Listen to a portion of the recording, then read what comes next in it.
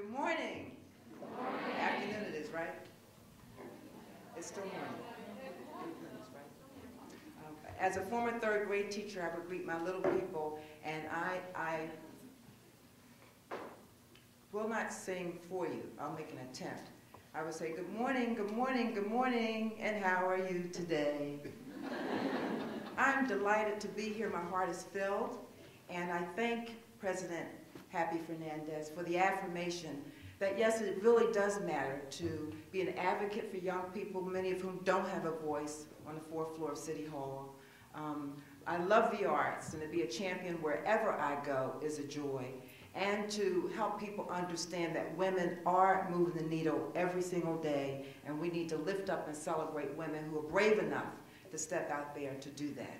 So let me thank you formally, President Happy Fernandez. Let me acknowledge the Board of Trustees that are here, and know that, young ladies, that these leaders that you see here are like eagles. You will find that eagles do not flock. You have to find them one at a time. And I would be remiss also not to celebrate these young women. We're so encouraged. We need your energy, we need your intellect, we need your perspective in what we do, because ultimately you are going to move in and run our government and our churches and our institutions. So I need to say a personal thank you for the courage you show every day to step up and be leaders amongst your peers. Let me thank the organizers for allowing me to be here for this extraordinary milestone in your academic journey. And I'm delighted to speak at the first and only visual arts college for women in the United States, still anchored in the tradition to grow leaders, have the financial independence, but first and foremost, seek excellence in art and design. You should know that you are not just a part of any ordinary visual arts school in any city. Through a combination of our cultural assets, we do have elected officials who get it when it comes to the arts, and Philadelphia is well established as an arts and cultural destination city, a place where artists thrive, creativity is celebrated and embraced, and artwork is a commodity. And you can see this and taste this, yes it is.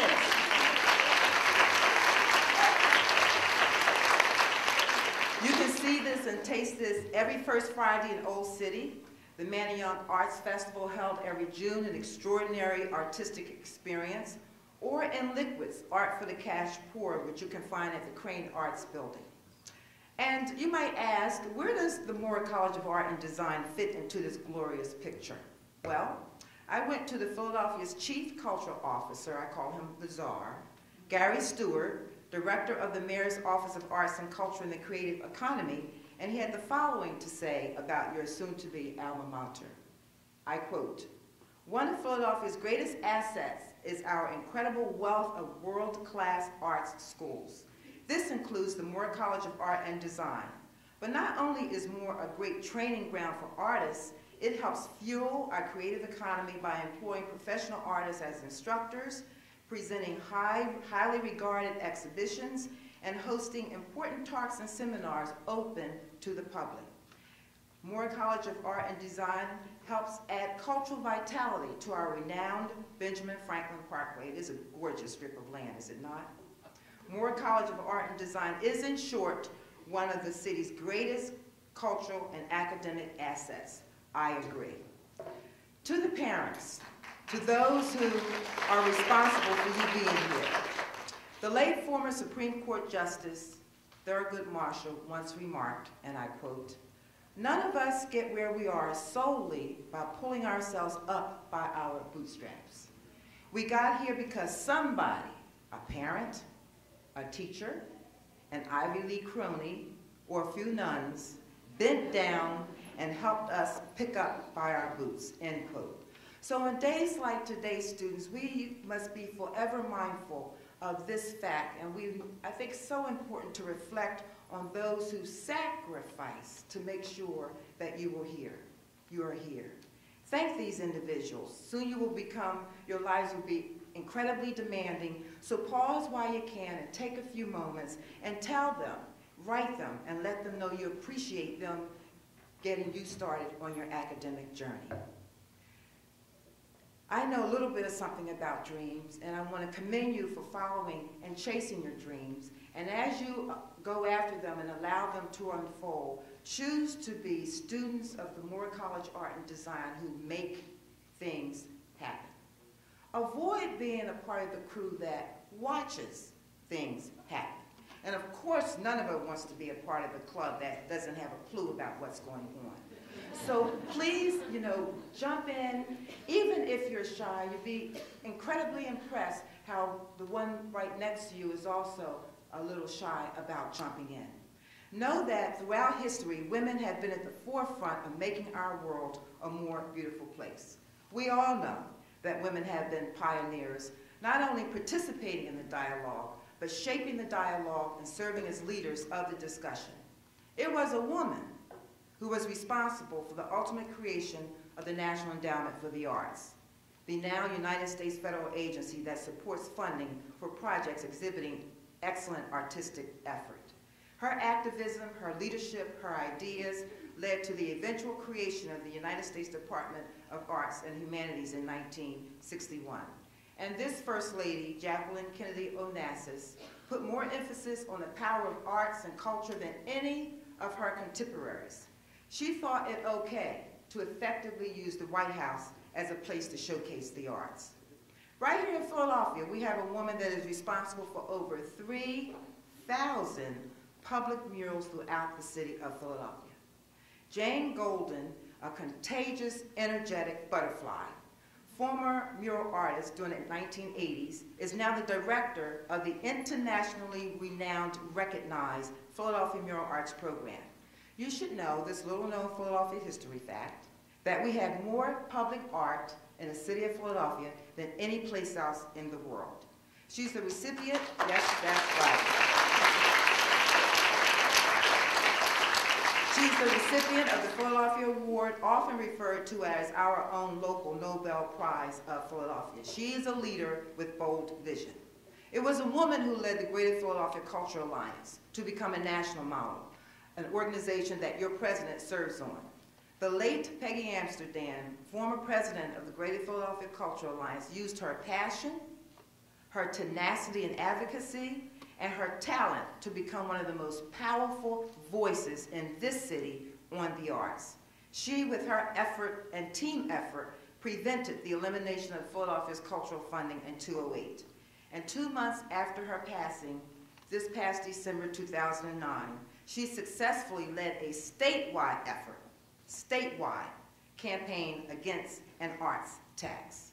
It was a woman who orchestrated the model revival of the Philadelphia Museum of Art. In 1982, the late Anne Harndecourt became the first woman to even head a major museum with a budget of $25 million. Her groundbreaking work put Philadelphia on the world stage. She later turned down offers to leave our city. Thank God we were able to keep her. But she was offered opportunities to lead the Museum of Modern Art in New York City and the National Gallery of Art in Washington, D.C., but she chose to stay in Philadelphia. I am one of the thousands of citizens in this town who miss her. Lastly, I'll share with you quickly a woman who shook up the fashion industry, beating giants like Michael Kors and Marc Jacobs. She has recently been celebrated as Accessory Designer of the Year. I love her. She did this only 4 years after opening her first store in New York City. She also got her start here in Philadelphia at an all-girls school. Her name is Tory Burch. So those are examples of women who've led the way. So what do I ask of you as you design your dream over the next 48 months? First, I would urge you to be an ambassador. Help this institution elevate the value of arts and culture in our city. Magnify Moore College of Art and Design's Young Artists Program. Become an ambassador for this school. I would say, diplomatically, denounce, but then enlighten those who view the arts as a soft issue. Make them aware that arts and culture is how we grow. It is an engine for our economic growth. It has the power to elevate lives and the power to educate. We own it, and therefore it has power. As you design your dream, and Mo said it first, dwell in the space of possibility. My favorite book of all time is called Move Ahead with Possibility Thinking by the Reverend Robert Schuller. I read it my last semester in graduate school at Penn State because I had to figure out what I was going to be about when I grow up. Impossibility thinkers make swift, sweeping passes over a proposed idea, scanning it with a negative eye, looking only for the distasteful aspects. Impossibility thinkers look for reasons why something won't work instead of visualizing ways in which it could work. So they are never inclined to say no, or they are always inclined to say no to every proposal, never giving the idea a fair hearing. With a sweeping, unstudied, sometimes irresponsible assortment of reasons, Mr. Schuller states, impossibility thinkers say why it can't be done, or why it is a bad idea, or how someone else tried it and it failed. And then this is the usually clinching argument. How much will it cost? I urge you, nudge you to say dwell in the land of being a possibility thinkers. Possibility thinkers resemble the hummingbird, who look for and find honey often in the most unlikely places. They keep on striving until they climb over, find a pass through, tunnel underneath, or simply stay and turn a mountain into a molehill. Possibility thinkers are resourceful people. Their attitude is where there's a will, there's a way. Now, it might take me a minute to figure it out, but they succeed. They have trained themselves to look only for the possibilities in all aspects of life. And lastly, possibility thinkers perceptibly probe every problem, and it does state in your annual report that Moore College of Art wants to train you to be problem solvers. They look at every proposal and opportunity to discover the positive aspects present in almost every human situation. And President Fernandez touched on that lightly. I was one of them, a possibility thinker. I was a short dancer at 5'3", in New York City, only wanted dancers who were 5'6". But I auditioned for a show, and I put 5'6" on my application, and I just wore 3-inch pumps. And I got the job. So it wasn't because I couldn't dance, it's just because I was short. Lastly, make excellence your blueprint. Make excellence your footprint. Make excellence who you are. And know that prior, proper planning will always prevent what? A poor performance. Lastly, as you design your dreams, seek to become a part of this broader community. I applaud the university for what they do in getting you out and about from the world right here at Moore College of Art. And know that President Happy Fernandez has led by example in becoming a part of the broader community by serving on a number of boards, a couple of which I've stated. In closing, as you design your dream, dare to be great. Marianne Williamson offers the following that was famously quoted by President Nelson Mandela. Our deepest fear is not that we are inadequate. Our deepest fear is that we are powerful beyond our measure. It is our light, not our darkness, that most frightens us. We ask ourselves, who am I to be brilliant, gorgeous, talented, and fabulous? Actually, who are you not to be? Congratulations to this class of 2014. You have 48 months to move the needle and make a difference. And guess what? Philadelphia will be richer for your talent, your creativity, your intellect, and your work. This is not a dress rehearsal, young ladies. This is the real thing. So dream big. And if that doesn't work, you retreat, you evaluate, you reemerge, and then you dream bigger. Congratulations.